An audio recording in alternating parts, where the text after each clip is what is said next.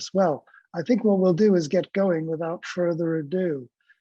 Yeah, somebody from Rio has said hello. Good, excellent. Well, good evening, everybody. Good afternoon, I should say. It's evening here. I'm talking to you from Singapore. Mariana Spivak is joining us from Moscow, as well as Eddie Aronoff, who's the producer of Stage Russia, and Rafi Hay is there in London at Pushkin House. So this has become a kind of a three-city event. So we're very happy to have all of you from different parts of the world. It's my tremendous pleasure really to welcome Mariana Spivak. She's a Russian film, television, and theater actress who's been featured in 2 Stage Russia performances that have been filmed as Masha in Yury Butusov's The Seagull, which was first done in 2011 and continues to be done in various forms. And she also appeared as Cordelia in Butusov's production of King Lear. Both of these were done at the renowned Satyricon Theater in Moscow under the direction of Arkady Rykin, who also played Lear in that production. The production, I think Mariana was telling me, ended this past summer. She's the granddaughter of the actress Zhana Poroshenko, and the daughter, pardon me, you pronounce it. Zhanna Go ahead. There we go. And the daughter of the stage and screen actor Timothy Spivak. She studied at the Moscow Art Theater School. I'm going to ask her a bit of questions about her training there. Mariana received quite recently, really, worldwide recognition as the character Zhena in the Oscar Golden Globe nominated film Loveless, which I urge you to see. You can see it online, and you can also, I think it might be on Amazon as well. So do see that. We'll talk a bit about that. And other notable roles as Panna Rudenko in The Sky is Measured in Miles, as Vasilyeva in the TV series of Vasily Stalin, and as Samara in the critically acclaimed French political series La Bureau des Légendes. And I think that's up to about 5 series, which you can also get online. It's a terrific police thriller drama. And her most recent work includes the role as Alexa in Danny Boyle's feature film Yesterday, which she came all the way over to Liverpool to shoot, I think for like about a few days, you told me, which we'll talk a bit about that, and had a fantastic time.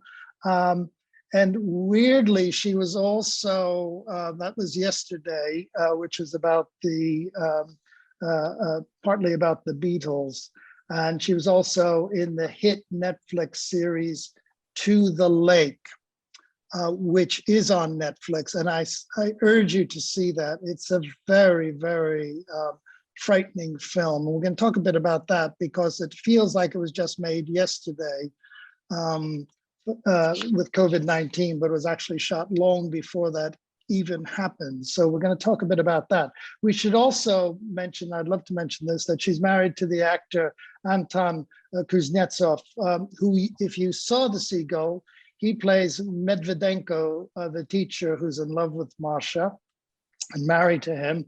He also plays Yakov, the stagehand, who provides all those special effects when Konstantine's play is on at the beginning. He's also Shamrayev, and he plays a growling dog who juggles. So he's in and out of that production all the time. He's an extraordinary actor and an amazing comic presence. So we might, maybe he'll pop into the kitchen. Mariana's talking to us from her kitchen, and if you're probably going to ask what those pictures are behind you, those are all of her son, Grisha. So he appeared earlier, but maybe he's too shy to come back again. So let me just start off.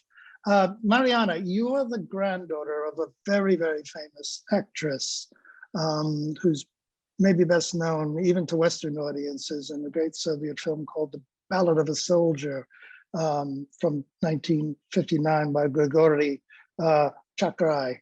I wonder if do we have a picture of, Rafi, could we just put her up on the screen? Because she's an absolutely beautiful woman. And you were telling me the other day, when did you first see her on the stage? Well, I can say that not only my granny was an actress, and as you told already, my mother and father are actors, and my grandfather was a director, and my granny was playing the mom of the Red Hat. Yes, you know the fairy tale. Little Red Riding Hood. Yes, Little Red Riding Hood, yes. And she was playing her mom. And while it was the rehearsal, I can only remember one moment from my childhood when I saw her on the stage. It was the rehearsal of this fairy tale, and I came to the theater and was sitting in the audience hall and watching on the scene when the wolf was trying to eat mom of the Little Red Riding Hood. And then I shout, hey wolf, stop it, go out from my, don't eat my granny, go away. And I was crying so loud that everybody went step from the scene and trying to calm me down. And it was the last time when they took me to the rehearsal because they thought that I will make the hysterical every time when I will be there. Fantastic. And you've obviously seen, how many films did she make? I mean, the list is quite enormous, isn't it? Yes, she was a great actress, and she has more than 45 main roles in the films. And she was not very much a lot playing in the theater, but a lot of shooting. And but in her young age, it was a lot of films. After 95, she wasn't shooting so much, but she always took part only in the films that she were interested in, and that what she gave me and my mother. It was the rule that we will take part only in what we really think that it will be interesting, not for earning money, not for doing something while you have no interesting work, but only the works which you will be proud of after it. Yeah, that's fantastic. Well, I hope maybe Pushkin has to do a festival of her films, because I know she was one of the great actresses of the Soviet period. Yeah. Yeah, and really a lot of films nowadays which she filmed, which she took part in. Now you can watch it, and it's look like modern films. She played like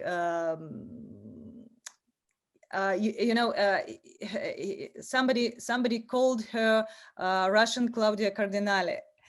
And she was very beautiful, and she was very clever, smart, intelligent, and she was like my second mother. So yeah, that's fantastic. Listen, I want to start off maybe by asking you a bit about your training as when you trained as an actor. You trained at the Moscow Art Theater School, which at that time was run by somebody I know quite well, Anatoly Smilyansky, who was the principal then. Fabulous guy, and it was an extraordinary period, I think, when you were there. It was maybe one of the golden ages.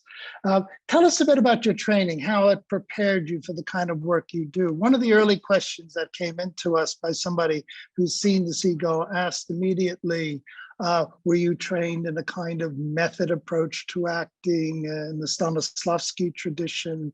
And do you draw on that kind of training when you work? Well, so many questions. I don't know from what to start. But the learning is 4 years. We're studying 4 years in the Moscow Art Theater School, and during the studying, it's like from early morning to late evening. You are in the institute, and you you are trying to make something interesting. You're watching everything while you are going to the institute in metro. Metro, yes, this is Yes, underground. that's right. For The underground, underground. you're watching, yes, The underground. you watching people and trying to find something interesting in their behavior, to copy it and show in the institute, because there are a lot of etudes in the morning, 3 or 4 hours of acting skills, and in the evening there is 3 or 4 hours of acting skills, and another time it's dancing, singing, fighting, some Circus and acrobatics. Yeah. yes, it's also, and of course some books and other sciences too, but on the humanitaric, I don't know what Yeah. yes, you have this word. So Yeah. The humanities. what about learning the system of Stanislavski? It's like no rules. You can read the book and just go from your heart, go from your soul, and trying to do it honest. Because the Moscow Art Theatre School is the honest school, because it's not school of pretending like Vakhtangov's theater. My husband is from the Vakhtangov school, and he always doing something very bright, very outrageous. Yes. And I'm doing like I feel, not like thinking something else. But if I'm playing somebody, I'm playing from myself. Like I can imagine how I will be doing it in that situation, something like this. Because you've been doing films and lots of extensive television series, is there a big difference for you in acting for the stage and acting on the screen? Sure, it's we can't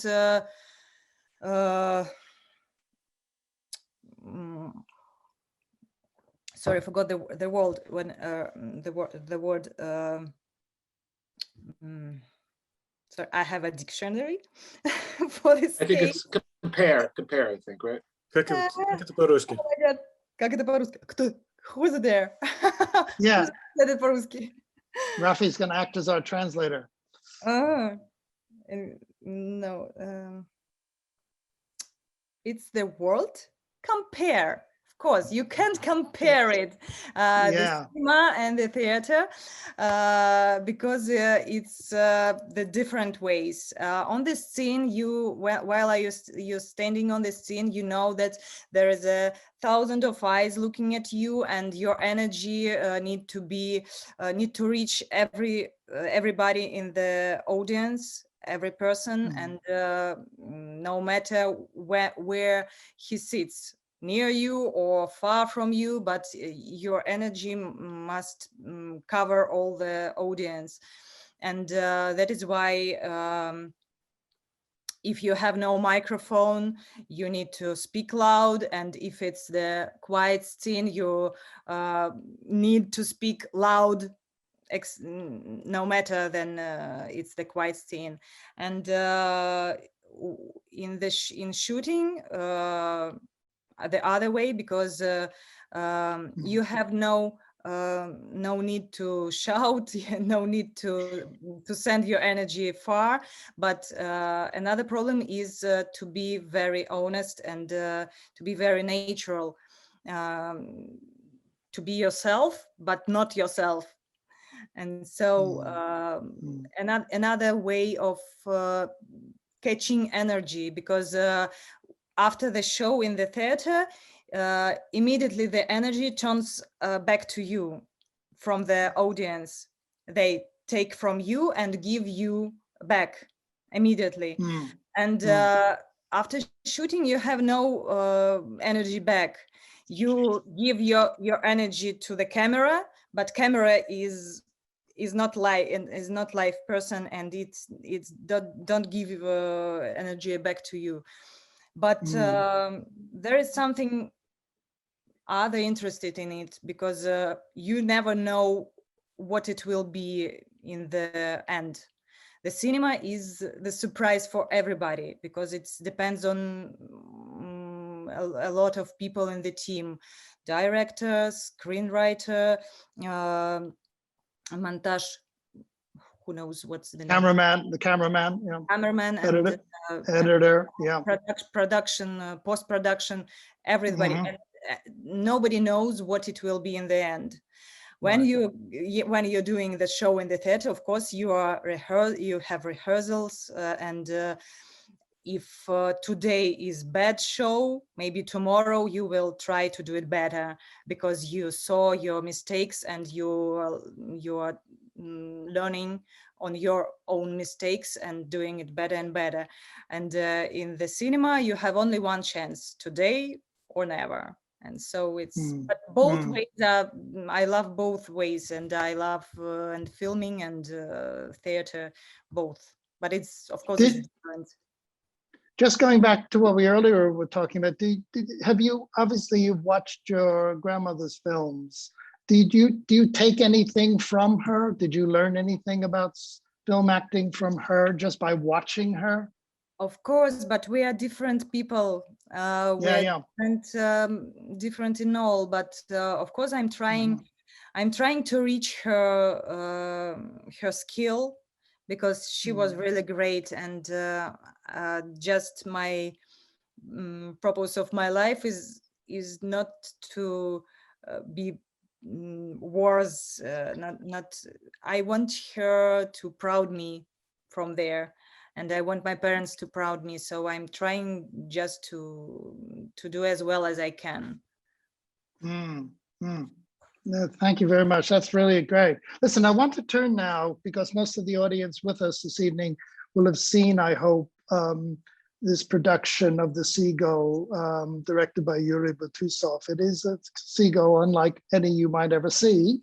And that's one of the things I wanted to ask you about, is really the audience, I think, seeing this for the first time, for instance, might struggle with understanding or making sense of the production, because it's so unlike any traditional production that most of us will have seen in the West. This one, which is close to about 4 hours with the intervals and everything, has lots of digressions, there's lots of crazy bits in it. The characters are sometimes quadrupled.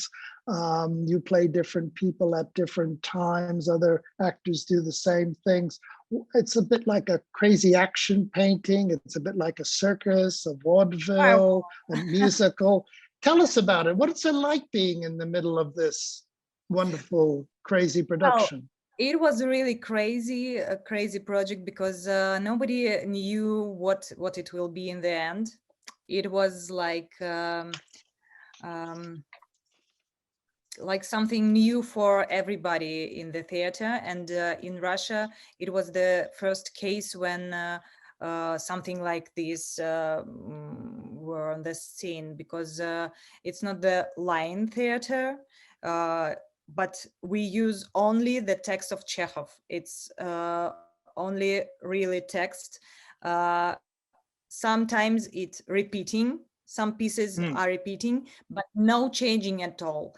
Because when somebody tells that it's not Chekhov, it's not the Seagull, it's something else, you use another text. We said, no, it's the Chekhov, it's the text of the Chekhov, and it's only the few moments are repeating, because we want to say it louder, or some variants, because it's the show about theater. About it is you can the show about rehearsals, about the theater, about the rehearsals in the theater, because while we were doing it for a long time, from November to April, it was a few months of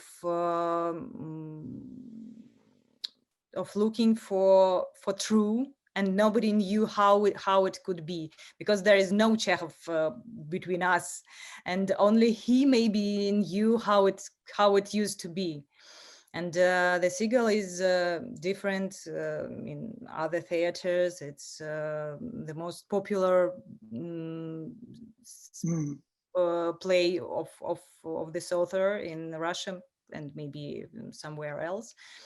And we were trying to play everybody, because I was not playing only Masha. I was playing Nina, Arkadina, Polina Andreevna, everybody, and everybody was playing everybody.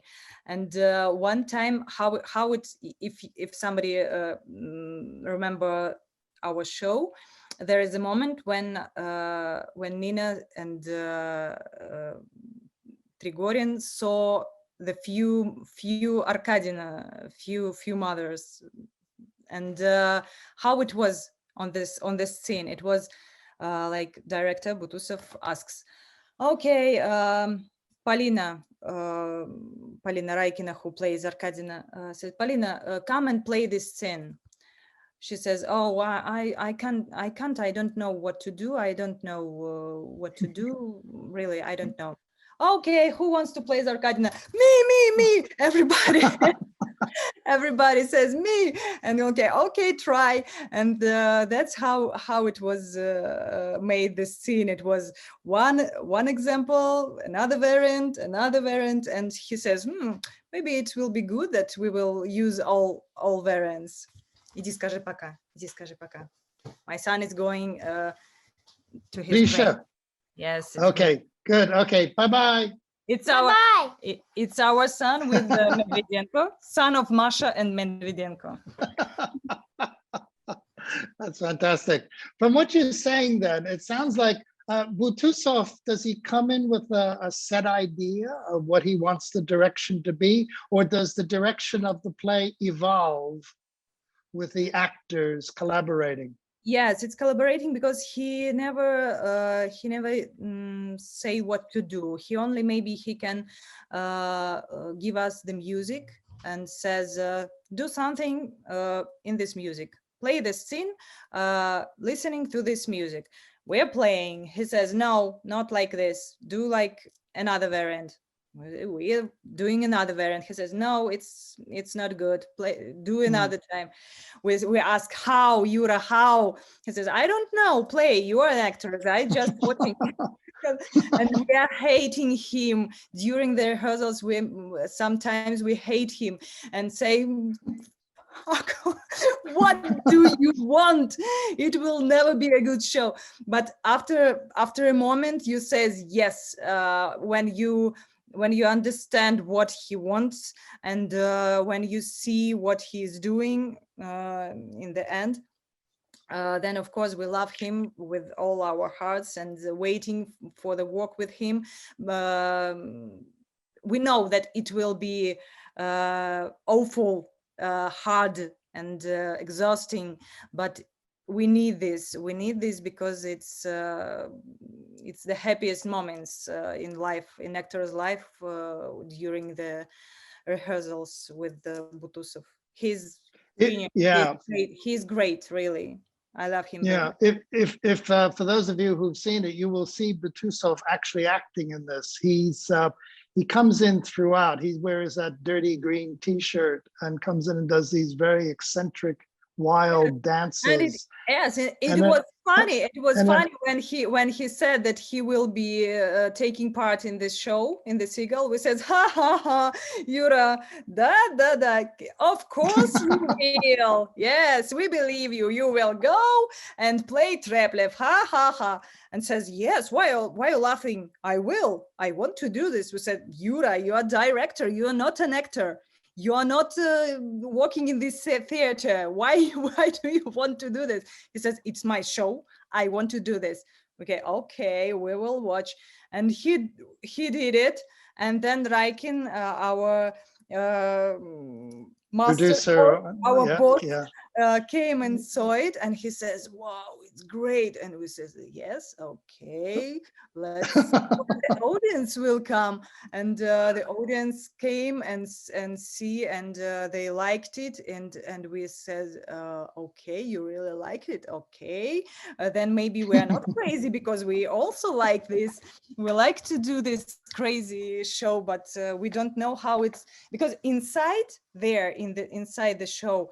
We are happy. We are doing everything. We are breaking our heart and making it back again. And it's like drugs.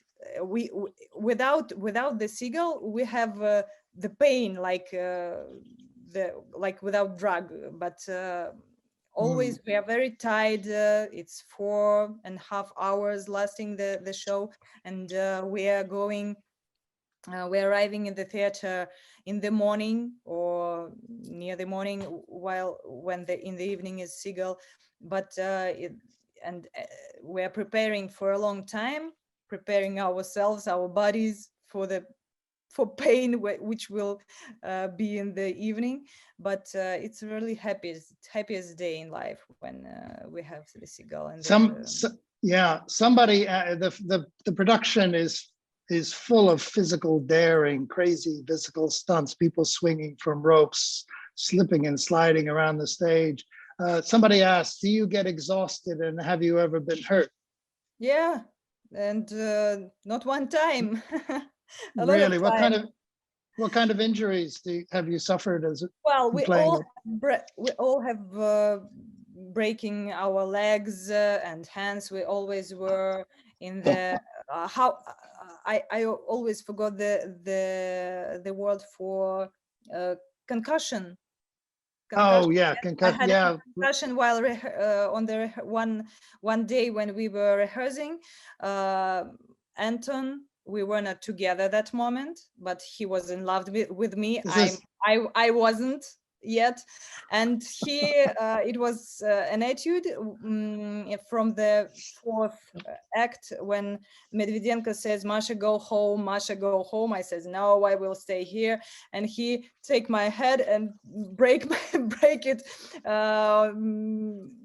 at the bed, and I fall down. It was the concussion, but then I understood that better I will be with him, but I will stay alive. And then from that moment we were together. So already that's wonderful. 10 years, yes.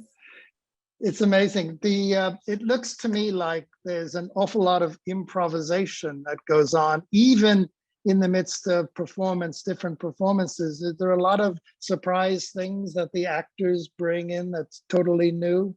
Can you tell us about anything that, yeah. Yes, in this show we can do some improvisation. It's of course not everywhere, not every moment, but the few places when we can do something interesting or some funny moments. For example, Anton, like Shamraev, he always do another present for Nina in the first act. When after the show, he's doing a present for Nina, and every time it's the different one. One day it was summer, and he brought us all the ice creams. It was 8 or 10 ice creams on the scene, and we laughed because we didn't know what to do with it, because we need to play. We can't eat the ice cream, and we can't give it to the audience. It was funny. He bring it away, and we ate it already. Like a cocktail. It was lying in our sitting room.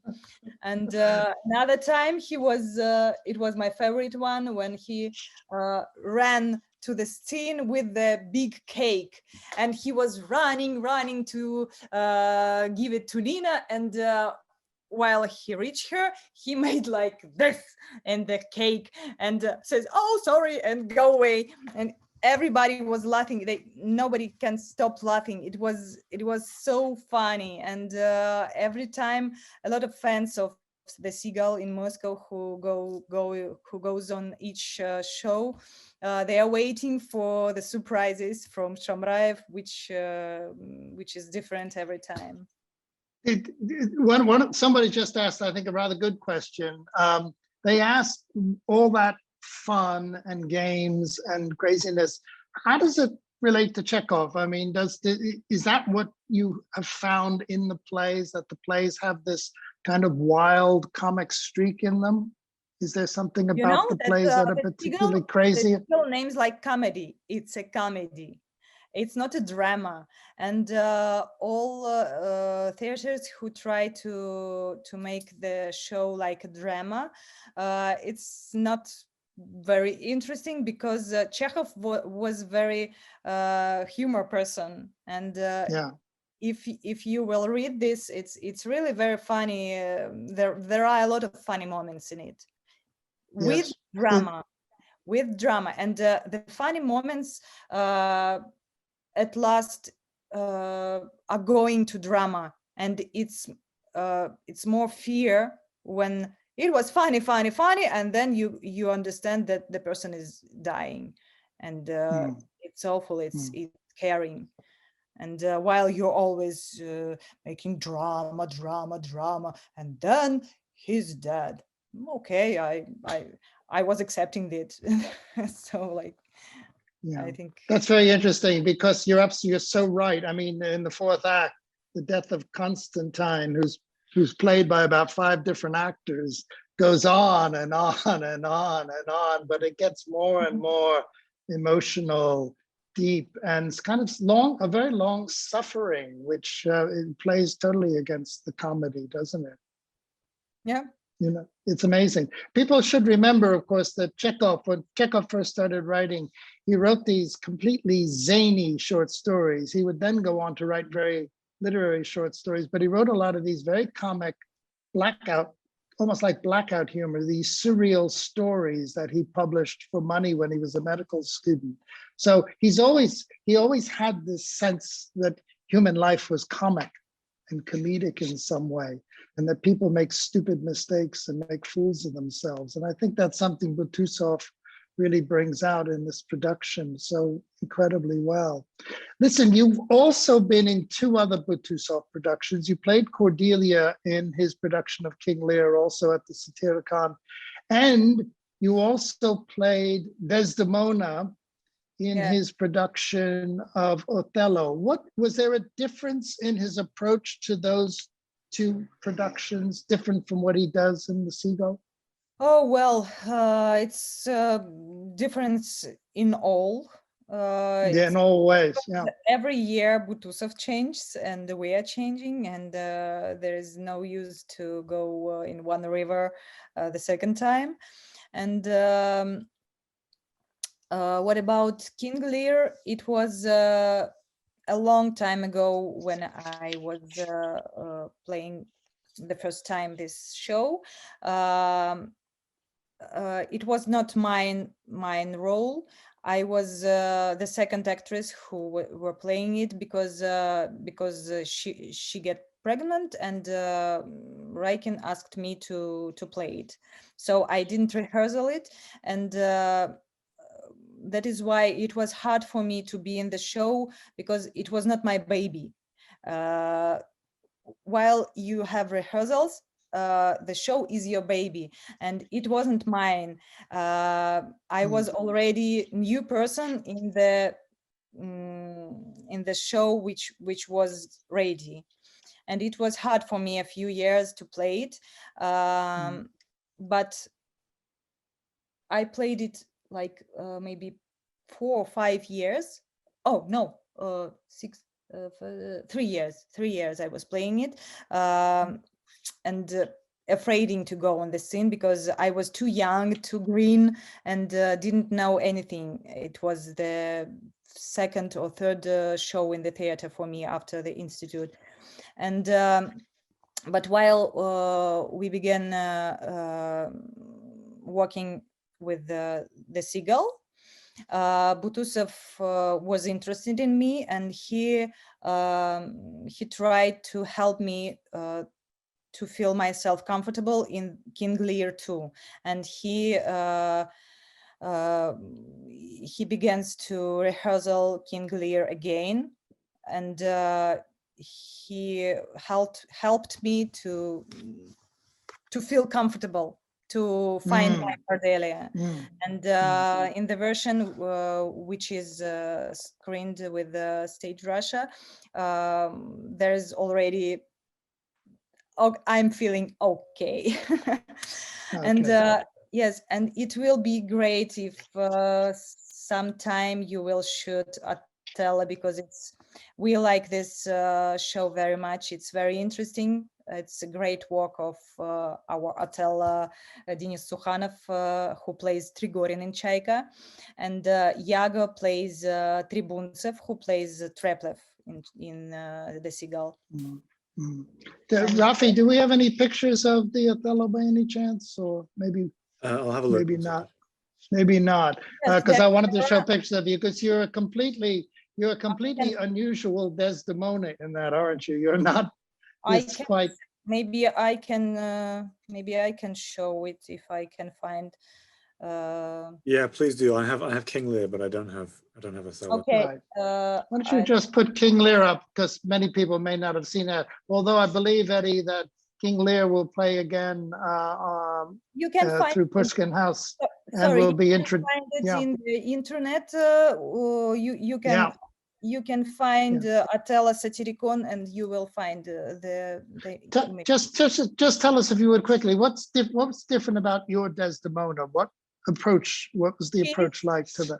The thing is that she's not the angel at all, and she's different in each scene, because we see Desdemona from the eyes of Othello, and in each scene she is different. One scene she is blonde hair and stupid girl. Another scene she has red hair or black hair, and she's the bitch. And each scene she is different, and so we see how Yaga is destroying Othello's life, only reaching his brain, and Desdemona didn't know anything, and but she's not like an angel, she's not like a sheep. It's King Lear. Yes, it's King Lear. Yeah, that's King Lear. Yeah, that's King Lear. Oh, I miss this show. Raikin was so great in it, and he was the great partner. I miss partner with him on this scene. Yeah, he has so much energy. Yeah, but this amazing thing that Butusov does with you actors, this transformation, getting you to transform. We'll move on to that in a little while. That's Mariana and her film role in Loveless. But this transformation, getting you to transform on stage all the time, to be constantly different people, is really, I think, one of the feats of, it's kind of like a magician. He directs you like a magician. Yes, but it's so interesting. You can imagine when you in one show you can play 8 persons, and it's great. 8 different characters. It's the happy moments for actor, not to play only himself, because after Loveless, I can say that after filming in Loveless, I get a lot of scripts about divorced woman with hard character who is shouting on her baby. A lot of scripts.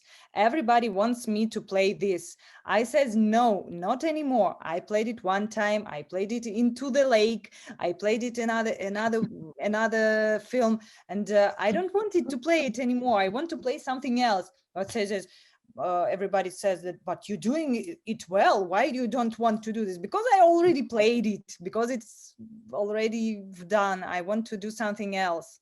And the theater can let you do this. You can be the old woman there and a little girl, but it's no matter how you look like. And in the cinema, you need to play your age, your hair.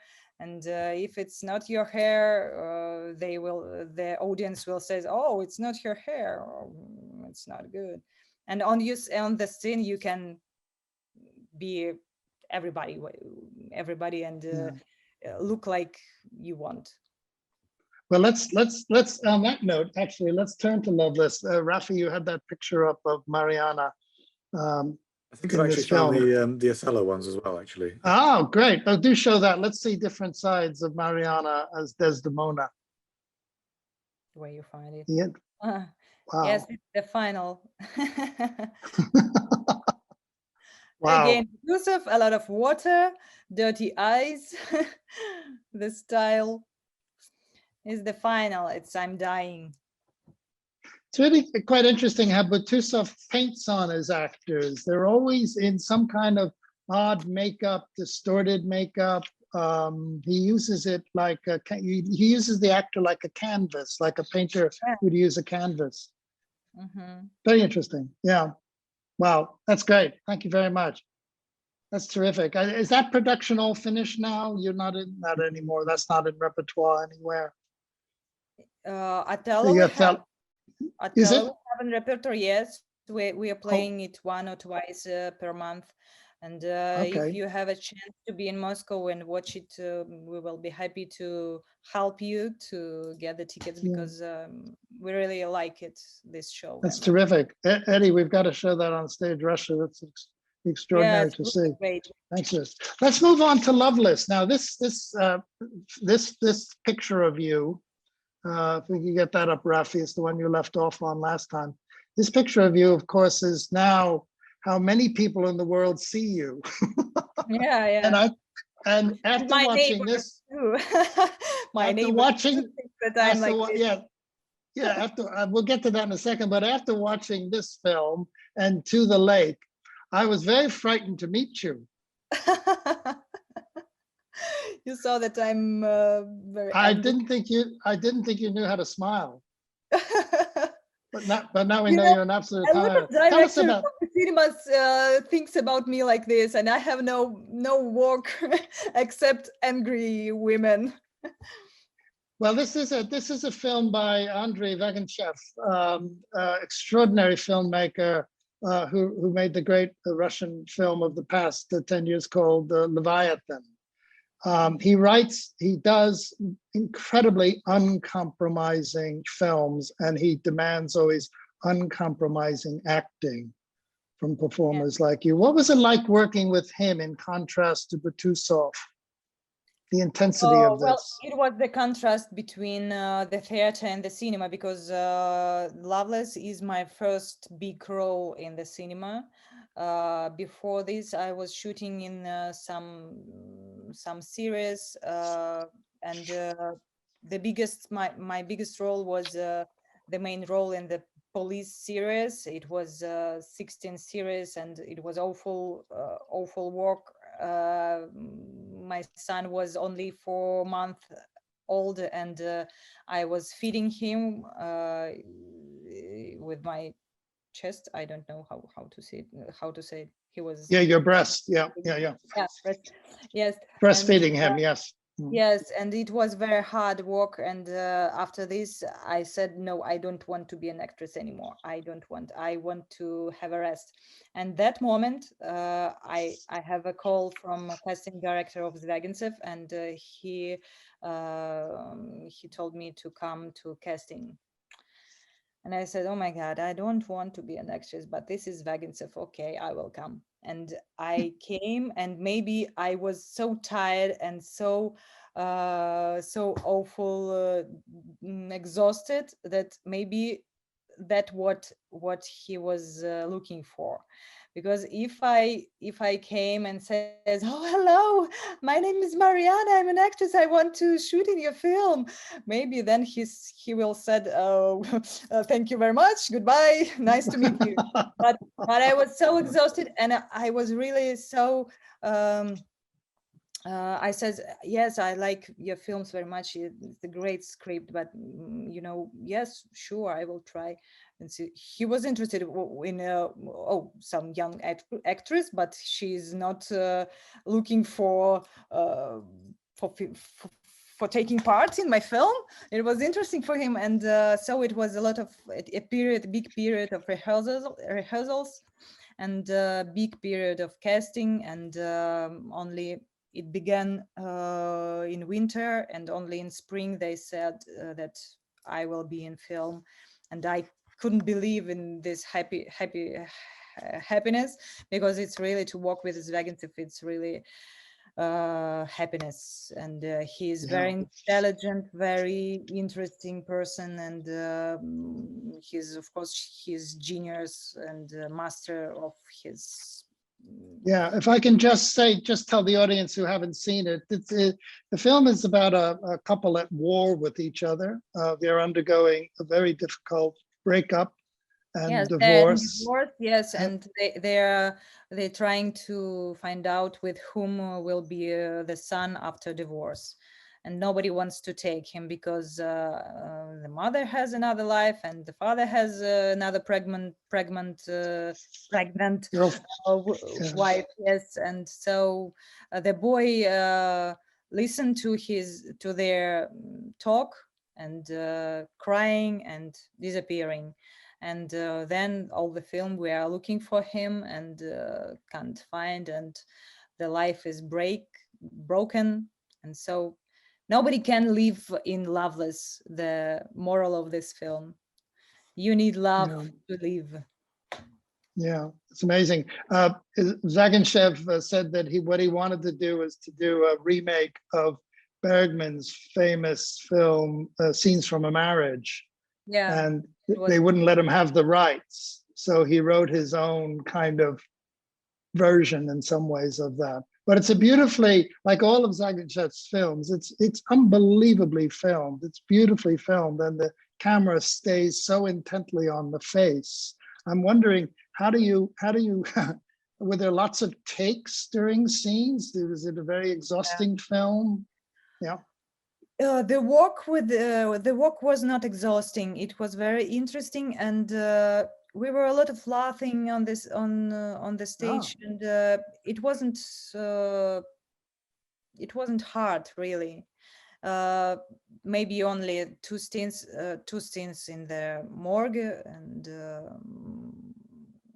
but there is a plus materials for the film. You can find it on the site of Wegenschev.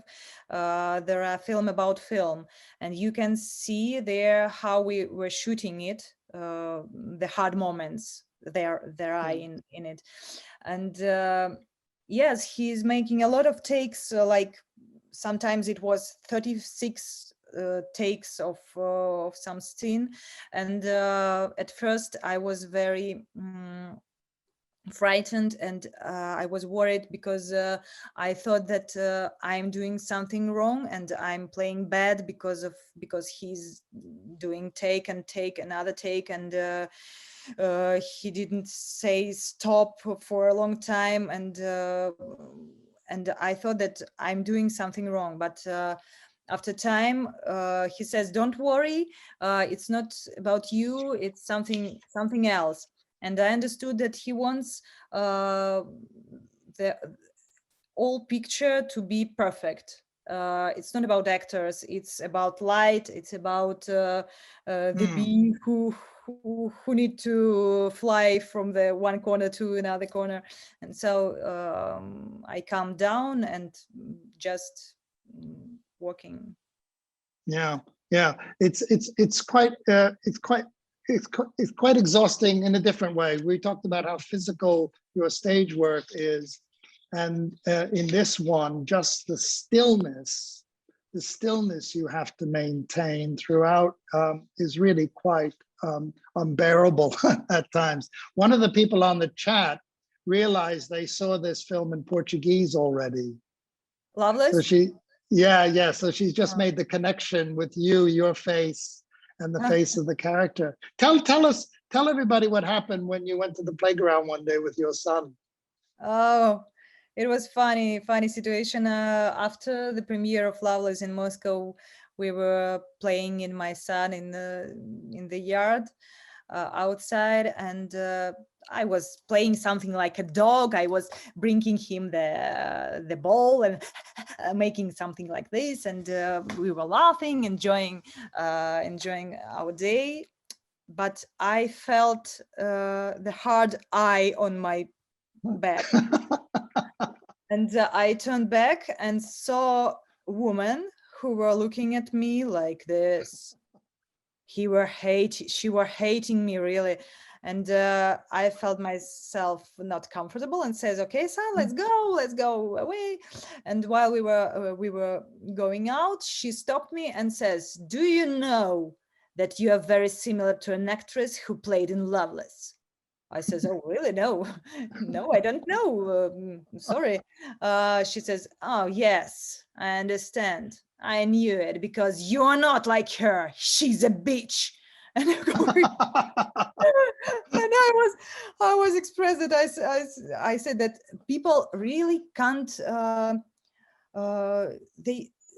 they can't imagine that the character from the film is different in life. That an actress is not like her character.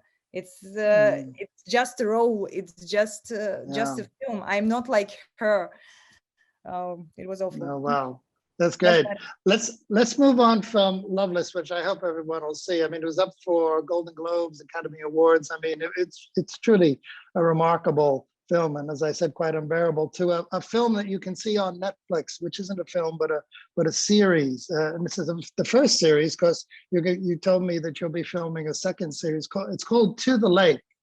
Yeah. I took part in a lot of films and series, but not most of them are on Netflix or shown all over the world. And yes, it's to the Lake is going on Netflix now, and now we're going to shoot the second season. Tell everyone what's about, because you would think it was just made very recently in lockdown.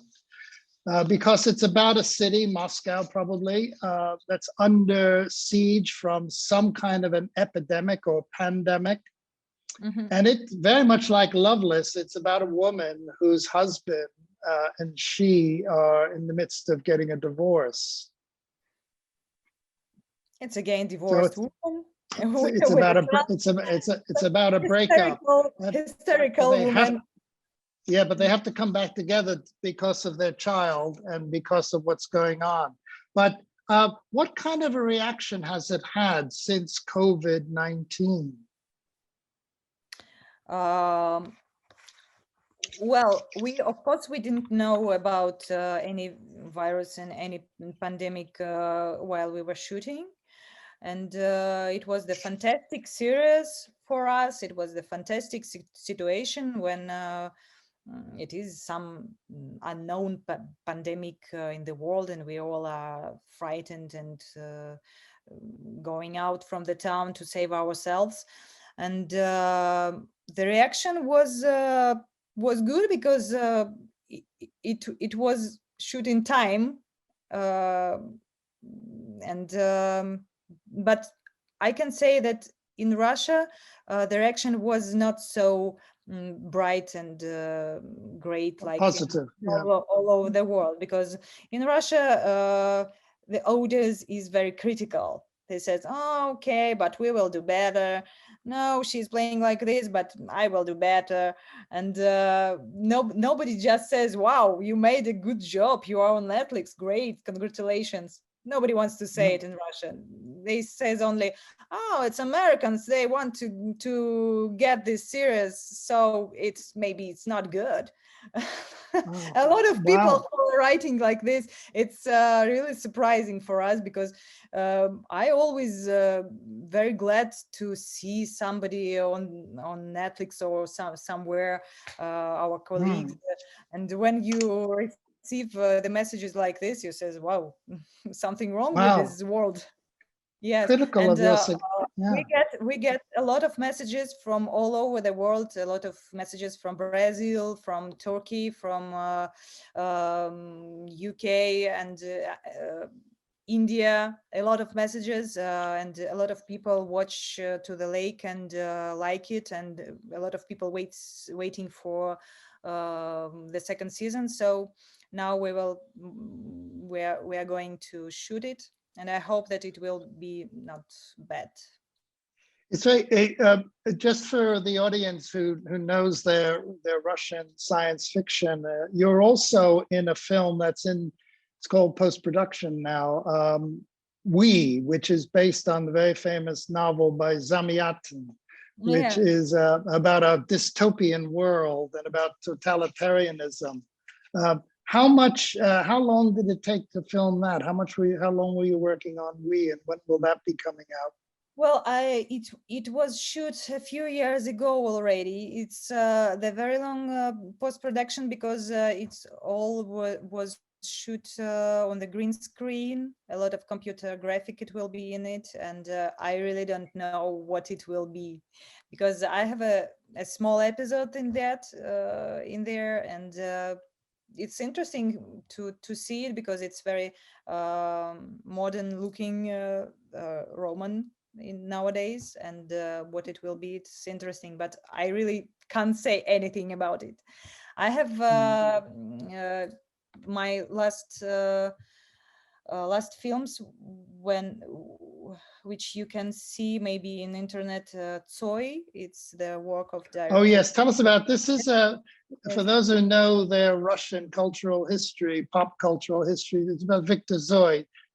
Tell them, let everybody know who he is, who don't know. He's famous. Well, it's our Russian Kurt Cobain. He's Kurt Cobain. Yeah, absolutely. Yeah. He's a rock star who died he had a popularity death. Like Beatles, like Queen. He was very popular in Russia, and he died in an accident, in car accident. And the film is about how his family is getting his body to the cemetery. They're going in the bus for a long time. It's a road movie, like we're traveling with dead Tsoi to the cemetery. So it's not very funny movie, not funny at all. It's a drama, and for me, it's a story about the person who is the star for everybody, for thousands of people, and but in the same time he's the husband, he's a father, he's just common person, just human, and at the same time he is the star, he's the kumir, I don't know, he's a god for somebody. Yeah. And for me it's very sincerely story because because I feel the same about my grandmother, who was the star for a million people, and for me she was a granny. She was my beloved person, and so it's very lичное. Yeah, sure. Yeah, everybody knew where they was when Victor Tsoi died. Yeah, it's really incredible. For everybody who's interested, a lot of these films that we're talking about, you can also see good trailers of them on YouTube. I was watching the trailer for We the other night, and it's going to be an incredible movie, that's to be sure. Let's end on this note by telling us about yesterday. So yesterday, an English language film made by Danny Boyle, which I think came out more or less at the beginning of lockdown and hasn't been seen by many people, although you can see it online, is about, it's a kind of a film about a guy who has an accident and wakes up and has become one of the Beatles. Mm-hmm. And it's said he's an Indian guy in Liverpool. Tell us about that. How did that come about? How did you get all the way from Moscow to Liverpool and be asked to be in a film for 2 days? Yes, I think that it's all because Loveless was presented all over the world, and some agents turned their attention to me, and they asked me. It was casting in Moscow, while Danny Boyle was having casting for his film, for a small episode of Russian Girl on the concert in Moscow. And so I came there, he chose me, and I saw a very cute guy.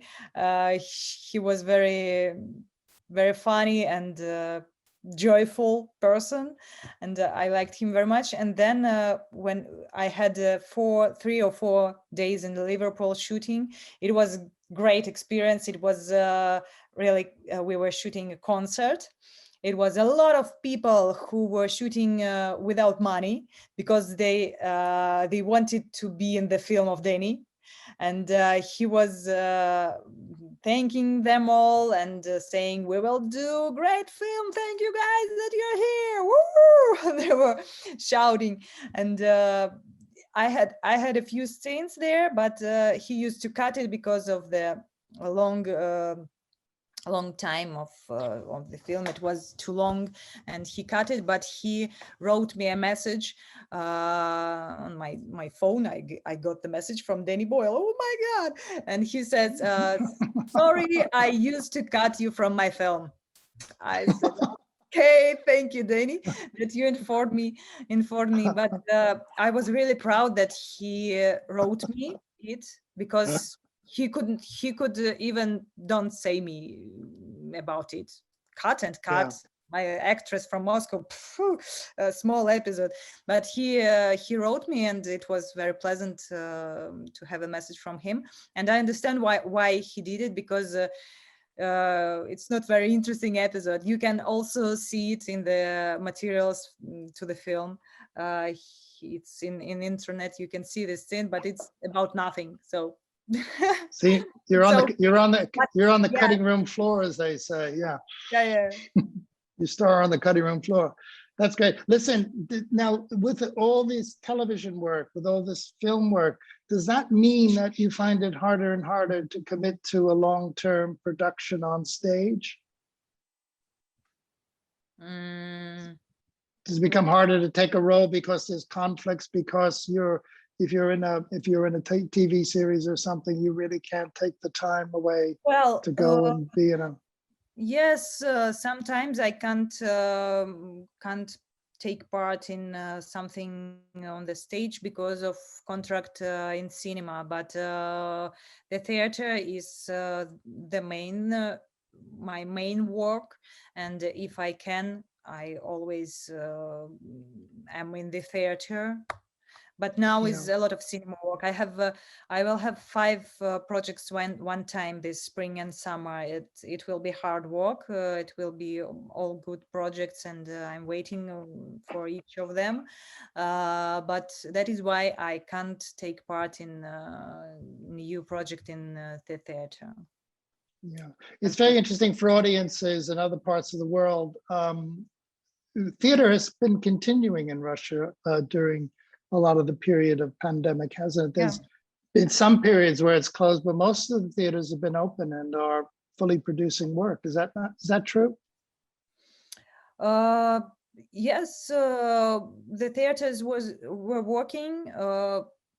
Just a little period it was closed, but soon it's opened with 25% of audience, and then 50%, and now it's 75% of audience. There are some places you can't sit because of the distance, and you should be in the mask while you are in the theater. Everybody is in mask. Only actors on the stage are not in masks.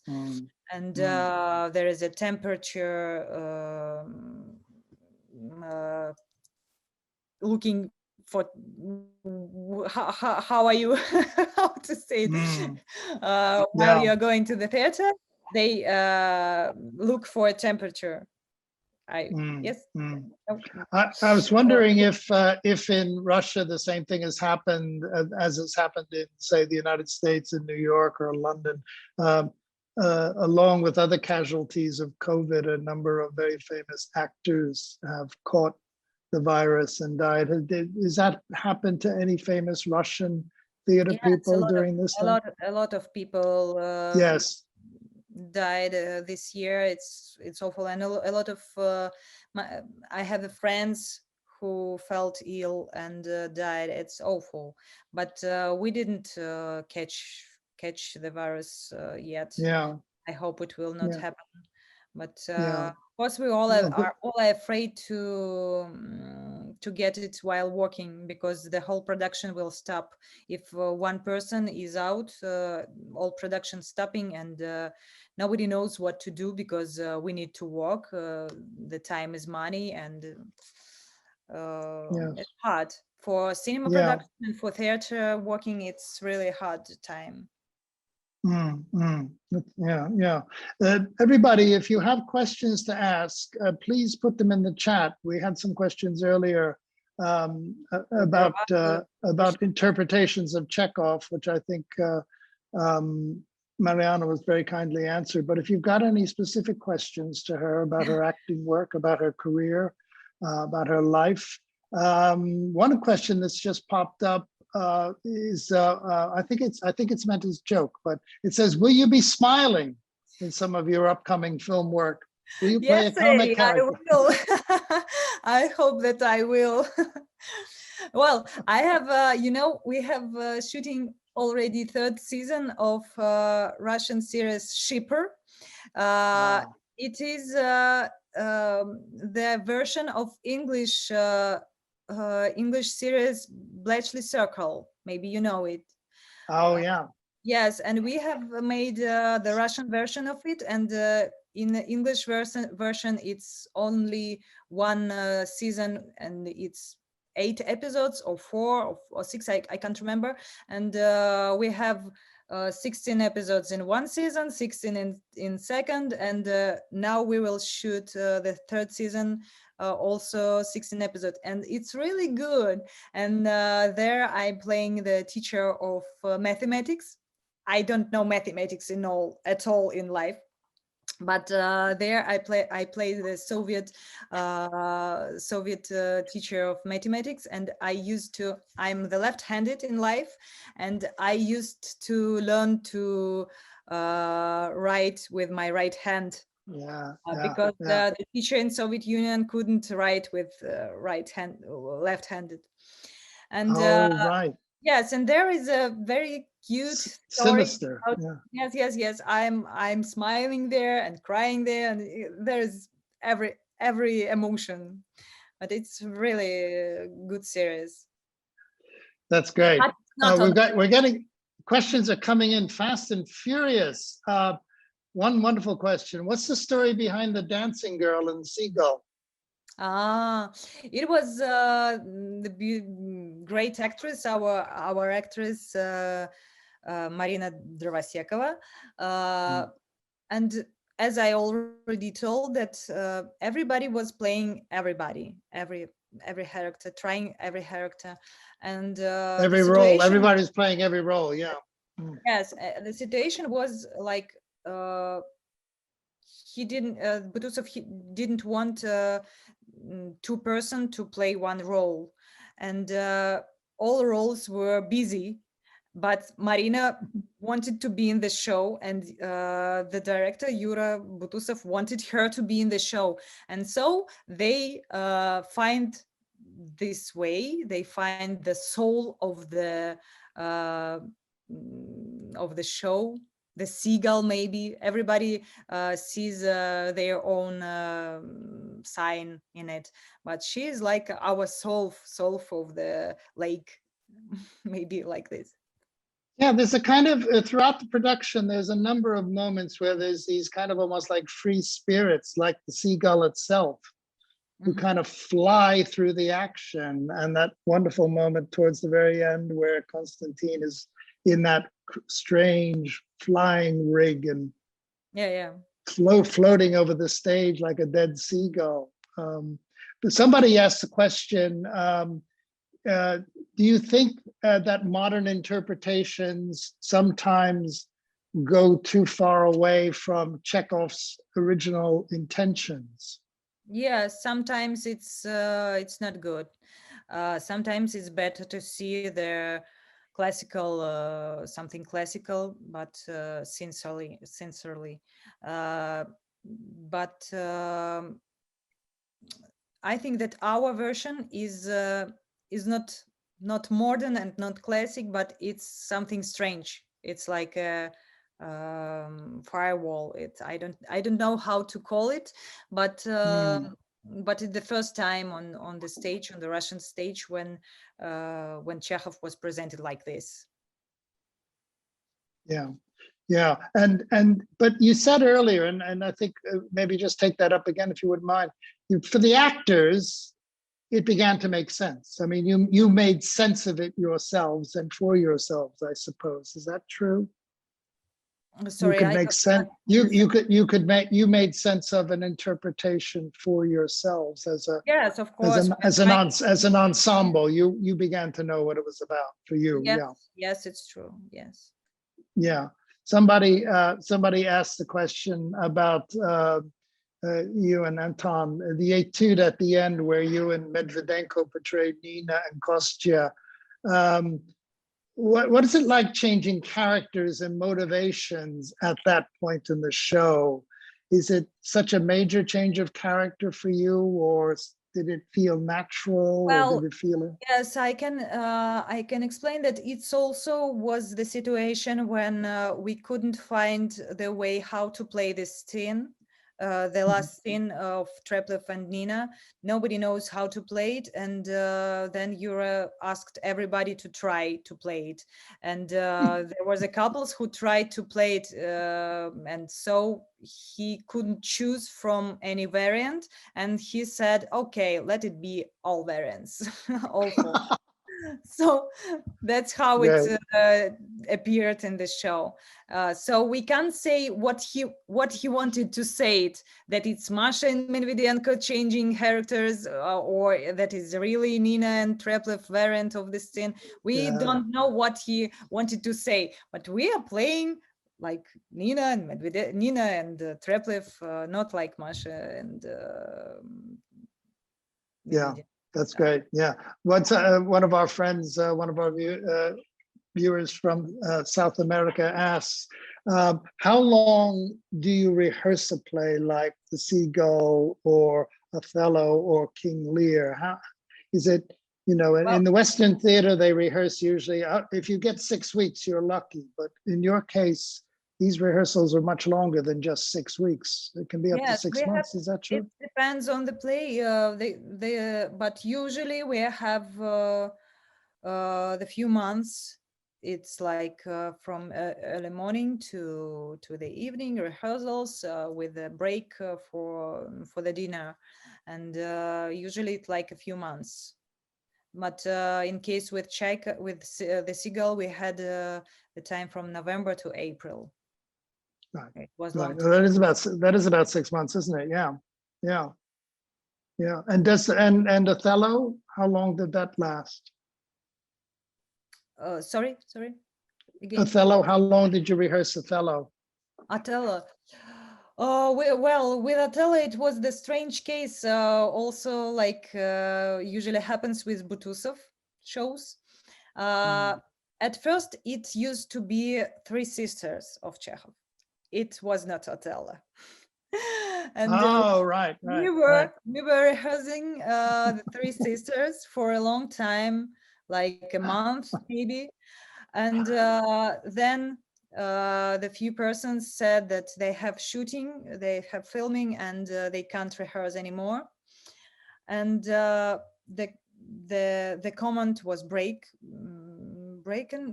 and he says, I don't know how to do Three Sisters without Three Sisters, and so let's try to do Othello. And we had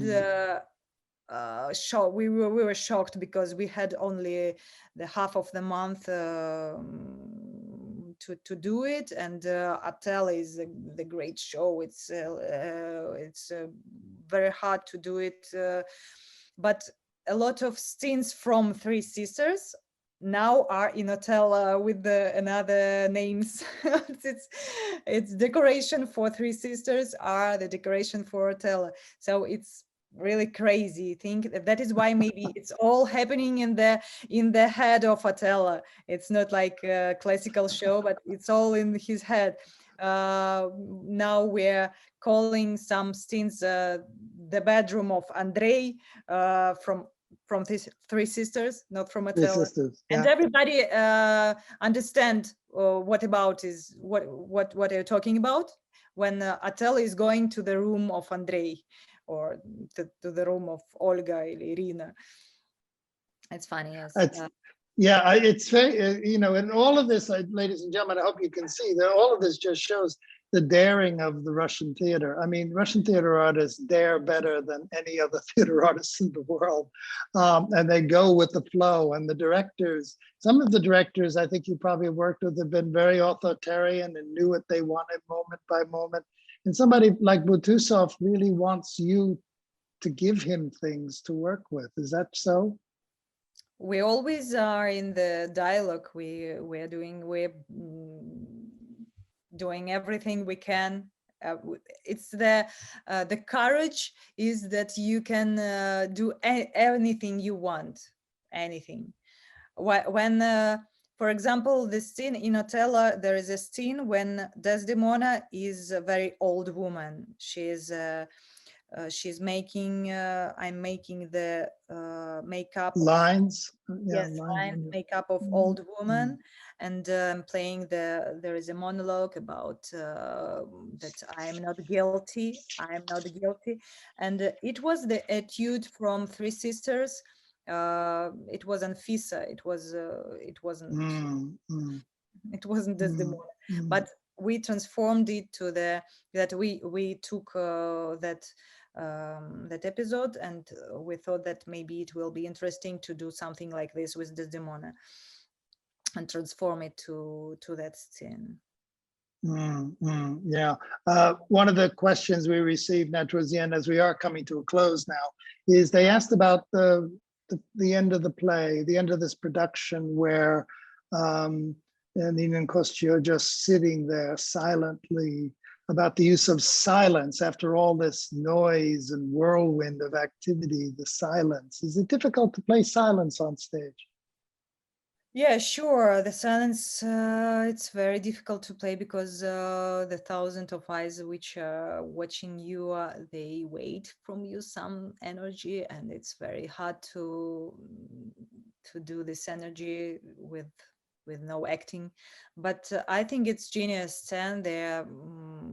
Grania Stiklova and Tima Tribuntsev, they are playing it geniusly, and I can't comment it because they just done like this, and it was the etude. It was the one of the variants of the scene, and Yura decided that it is the strongest one, and that is why it's in the end.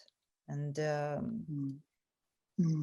I can't comment anything like another. Well, listen, I think that's probably a great place to stop and end.